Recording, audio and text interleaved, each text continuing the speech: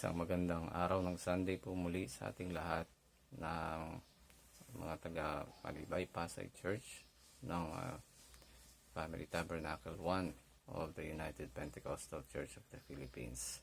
Pagbati po sa lahat ng mga kapatiran at lahat ng mga nakapanood ng video na ito. At ito po yung ating pagpapatuloy ng pag-aaral ng salita ng Diyos sa ating Sunday School po online. At ito ay itutuloy natin ang naging lesson topic natin ay yun pong Sermon on the Mount ng ating Panginoong Hesus. At bagamat di po natapos ng last Sunday, itutuloy po natin ngayon. At ngayon ay mananalangin po tayo sa paghiling ng guidance ng ating Panginoong Hesus. Kaya samahan niyo po ako, mga kapatid.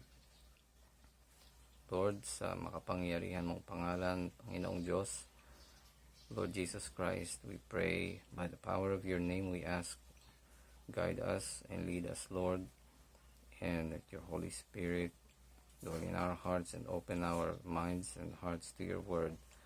At lahat ng aral na ito, Panginoon, magbubukas ng aming unawa at maggagabay sa aming buhay. At daling kami sa landas, Panginoon, na nais mo at matupad ang iyong kalooban sa buhay namin. Ito po ang samot dalangin namin, Panginoon. We claim this as we ask and pray in your mighty name, Jesus Christ, our Lord God. Amen. Praise God. Ito po yung ating na huling diniscuss nung last Sunday, ang tungkol sa pangaral ng ating Panginoong Hesus na tayo ay mayroong purpose dito sa buhay na binigay niya sa atin, na tayo ay mayroong silbi bilang asin at liwanag ng sanlibutan. Amen. At ito ay mga pangaral na noon pa ay nandoon na sa mga kautusan, ngunit binigyan niya ng mas lalong highlight o binigyan buhay ng Panginoong Hesus sa mga pangaral niya. Amen. Na tayo ay mayroong magiging purpose at dito sa buhay na ito, inihambing nga tayo sa asin at sa liwanag. Na ang sabi niya, kung ang asin ay mawalan na ng alat, wala na itong silbi. Kaya dapat ito ay magsilbing aral sa atin na hindi tayo dapat mawalan ng purpose, dahil yun ang layunin ng ating Panginoon, na tayo ay magiging profitable, magiging useful tayo sa buhay na ito na pinaglagyan sa atin ng Panginoong Hesus. Amen. At ngayon naman po, about the ethics of Jesus. Basahin po natin ito sa Matthew chapter 5 verses 21 to 48. At doon po makikita natin ang sabi doon na you have heard that it was said. No, ibig sabihin, noon pa ay mayroon ng ganitong mga pangaral, at ang sabi ng Panginoong Hesus, ang kahulugan nitong mga ito, ayan, nilalatag niya. Kaya yung Sermon on the Mount na yun ay hindi pagpapawalang bisa ng mga dati ng kautusan ng Panginoong Diyos. Ang lahat ng ito ay binibigyan niya ng katuparan at binibigyan niya ng bagong sigla. At ito ay nilalagay ng Panginoong Hesus sa puso ng tao na nakakapakinig ng mga pangaral niyang ito. Amen. At yung mga nandoon sa kautusan o sa commandments ay ipinaliwanag ng ating Panginoong Hesus na may kakaibang tema o yung leveled up. Amen. Halimbawa, una na lang doon sa murder, dahil nasa commandments nga ito. Tungkol sa murder, sabi ng Panginoong Hesus, ang murder ay hindi lamang doon sa pagpatay, kundi ito ay pati na din sa pagkagalit, pagkapuot, yung hatred and anger. At tinuro niya na ang pagsamba na mayroong kalakip na anger sa puso ng tao ay hindi katanggap-tanggap sa Diyos. Amen.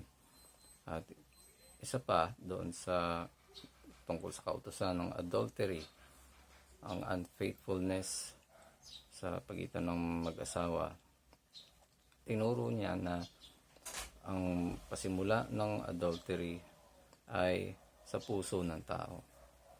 Amen. Doon nagsisimula at hanggang sa ito ay maging fulfilled, maging action na isasagawa ng tao. Pero sa puso ito nagkakaroon ng start. At ang turo ng Panginoong Hesus, adultery is in the eye and heart before the outward act. Kaya nga ang lustful look ay yung pagtingin na mayroong pagnanasa, yun po ay pag-commit na agad ng adultery.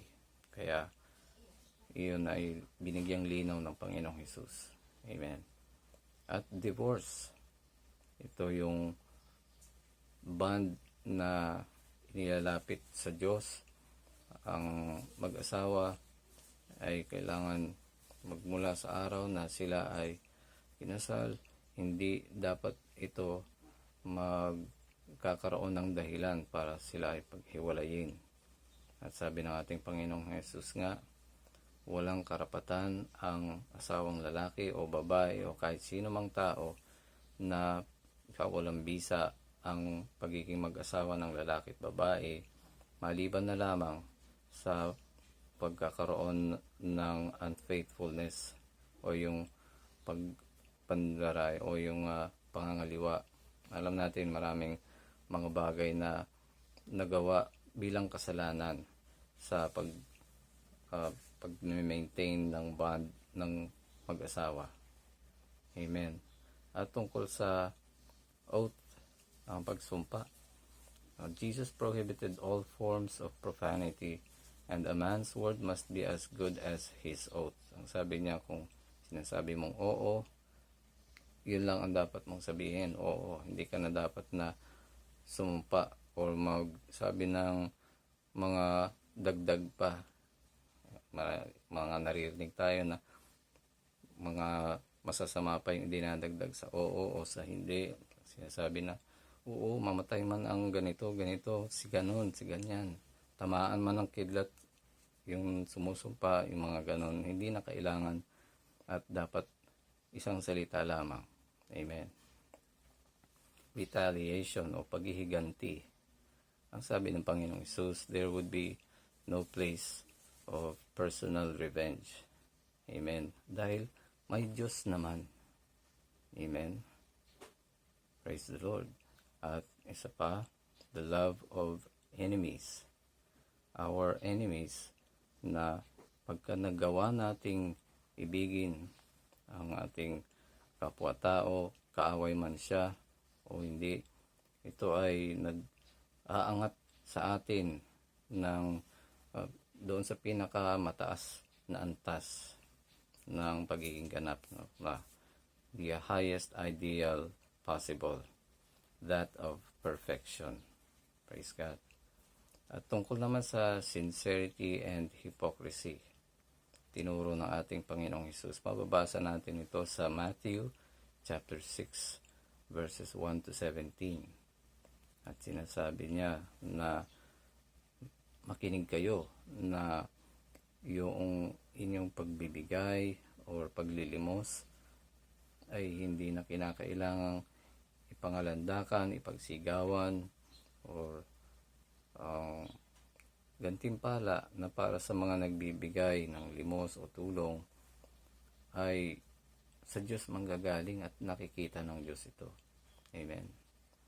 Kaya siya ang magbibigay ganti at hindi na kailangang ipagsabi ang pagbibigay ng tulong o ng limos. Amen. Jesus taught that the ideal in religious acts of worship was that of honesty and sincerity. Yun yung tunay na pagbibigay. Amen. According to the faith of a person. Sa pagsasagawa nito bilang pagsamba, ay nandoon po yung sincerity at honesty. Jesus illustrated this by referring to three characteristic acts. sa tatlong pagsasagawa po nito bilang pagsisilbi sa ating Panginoong Diyos, yung almsgiving, ang pagbibigay limos, at pangalawa yung pananalangin, at sa ikatlo ang pag-aayuno, fasting. Praise the Lord. In this passage, Jesus gave a model prayer. He wanted to teach His disciples how to pray. Kaya siya nagturo na manalangin kayo at ganito kayo dapat manalangin, at nag-demonstrate po ang ating Panginoong Hesus. At hindi niya itinuro na yun ay dapat ulit-ulitin bilang panalangin kabisado na. Amen. At yun ay ibinigay niya bilang pattern. Amen.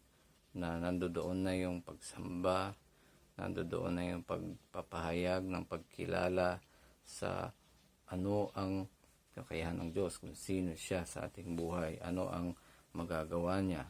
Amen. At wala tayong dapat na iba pang asahan, at i-express dapat sa ating Panginoong Diyos ang pagsamba sa ganoong kaugnayan sa Kanya. Amen.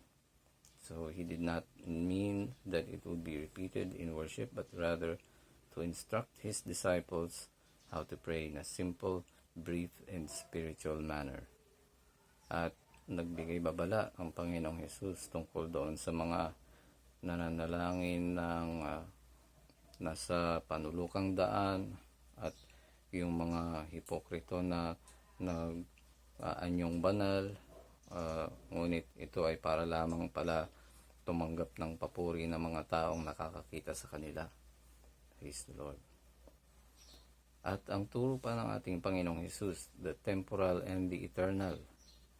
Basahin po natin yon sa Matthew chapter 6 verses 19 to 34.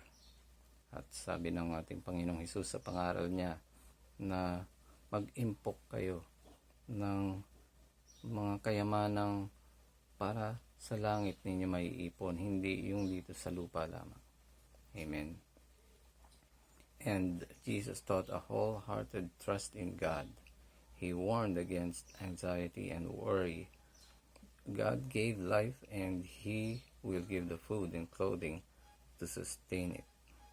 Pagtiwala sa Diyos ang pinahahalagahan ng Panginoong Hesus dito na dapat matutunan nating lahat.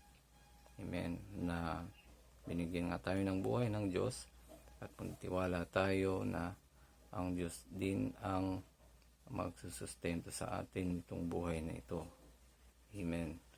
At hindi naman ito nangangahulugang dapat tayo maging tamad at walang gawin. Amen.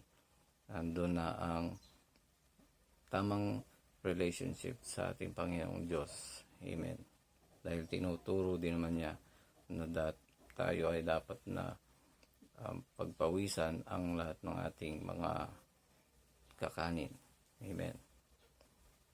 And the principles of the higher life, doon sa Sermon on the Mount, mga kapatid, dapat na maintindihan ng lahat na ito ay hindi lamang tungkol sa mga gawa dito sa lupa.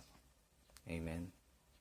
At nandun po sa Matthew chapter 7 verses 1 to 12 ang kanyang mga itinuturo. Sabi niya, "Judge not that ye be not judged." Amen, na huwag tayong manghuhusga sa ating kapwa upang tayo ay hindi husgahan. Dahil ito nga ay tungkol sa mga kautusan at mga propeta. Praise the Lord. Jesus gave the social law of the kingdom, warning against judging others, exhorting to prayer, and summed it up all with the golden rule. Amen.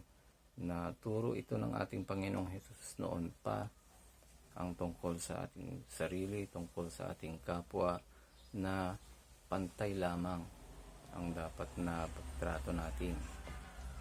At alam natin, babalik sa atin kung ano ang ginawa natin sa ating kapwa. At kaya kung ano ang hindi natin gustong gawin sa atin, ay hindi natin dapat gawin sa kahit kanino. Amen. Praise the Lord. Ang dalawang daanan or the two ways. Ang sabi ng Panginoong Hesus sa Matthew 7:13 hanggang 23, "Enter ye in at the strait gate, ye that work iniquity." Kasi ang buhay ng tao, mayroong madali at meron din namang mahirap. At alam natin, gaya ng pangaral ng Panginoong Hesus, marami ang gusto nung hindi mahirap. Gusto nung mga madali. At yun nga yung dalawang mga daan na dapat ay pinapamuhay ng tao. At pagpipilian nila yon. At marami nga ayon sa Panginoong Hesus na natatagpuan yung pinakamadali at pinipiling doon pumasok sa daang napakadali dahil maluwag. Amen. Ngunit kapahamakan pala ang pupuntahan. Ngunit doon sa hindi madali, sabi ng Panginoong Hesus, tuwid at masikip, ngunit patungo naman sa Kanya sa inihahanda niyang kalalagyan para sa mga totoong sa Kanya nais makarating. Praise the Lord. So Jesus clearly defined the two ways and vividly contrasted them. Magkaiba yung daan na dalawa. He warned against false teachers and gave the true test of recognition. Kaya lahat ay dapat mag-ingat dahil mayroon ding mga maling turo dito sa mundong ito. At alam natin, napapaligiran nga tayo ng kaliwat kanan at marami pang mga turo na hindi naman batay sa mga katuruan at doktrina ng Panginoong Diyos. Amen. So, paano malalaman kung ano ang tama? Sabi niya, "By their fruit ye shall know them." Titingnan lang ninyo kung ano yung bunga niya, o yung nagtuturo na yon, kung ano yung mapapansin ninyo sa kanya, sa sarili niyang buhay at mga patotoo, at malalaman ninyo. Praise God. So, works must correspond to doctrines, and conduct will reveal character. Praise the Lord. Now, the testing and abiding. Sa Matthew chapter 7 verses 24 to 29, ang sabi ng Panginoong Hesus, "Therefore, whosoever heareth," Amen. Pagka nabasa natin doon, yung mga pinapangaral ng ating Panginoong Hesus, ang pakikinig at pagsasagawa, ang pagsunod sa mga sinasabi niya. Amen. Doon nagkakaroon ng kabuluhan ang mga salitang ito. Amen. At hindi dapat tayo matulad doon sa mga scribes and Pharisees o yung mga hypocrites. Amen. And in conclusion, Jesus gave the parable of the two houses. The wise man built upon the rock, and the foolish man built upon the sand.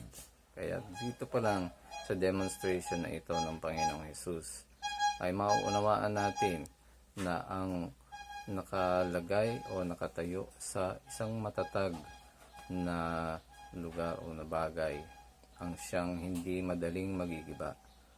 Amen. So Christ's words are likened to a rock of eternal foundation.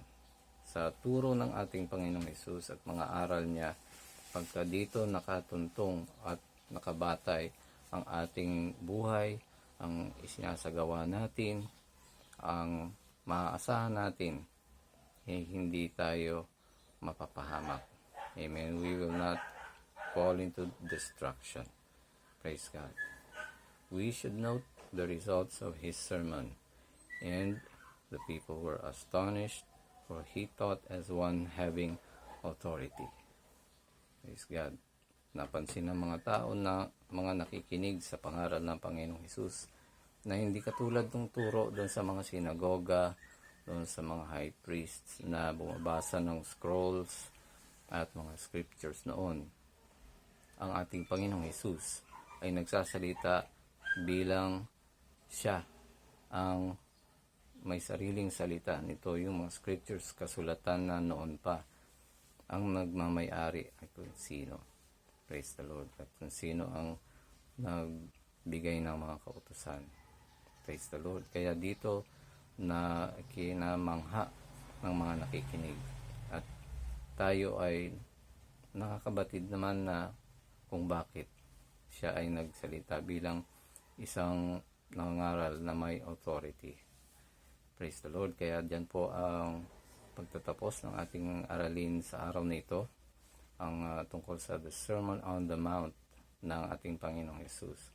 Kaya pasalamatan po natin ang ating Diyos sa ating ginawang pag-aaral ng kanyang salita sa ating panalangin. Lord, sa makapangyarihan mong pangalan, Panginoong Jesus, our Lord God, we thank you and we acknowledge that you have guided and led us into the understanding of your word. We thank you for opening up our minds and our hearts, Lord, to your word.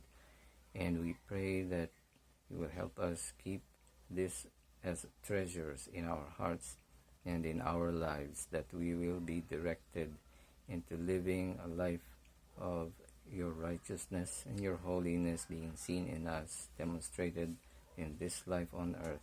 For you are the God who has placed this in each one of us, so that we may shine as your light and salt of this earth. We thank you, Lord, and claim the victory over the enemy. In Jesus' mighty name we pray. Amen. Praise the Lord. Salamat po sa inyong pakikinig at panonood, mga kapatid, at tayo ay magsama-samang muli sa susunod na Sunday School sa next na ating pong pag-aaral. Kaya God bless po sa inyong lahat, mga kapatid, at pagpalain tayong lahat ng ating Panginoon.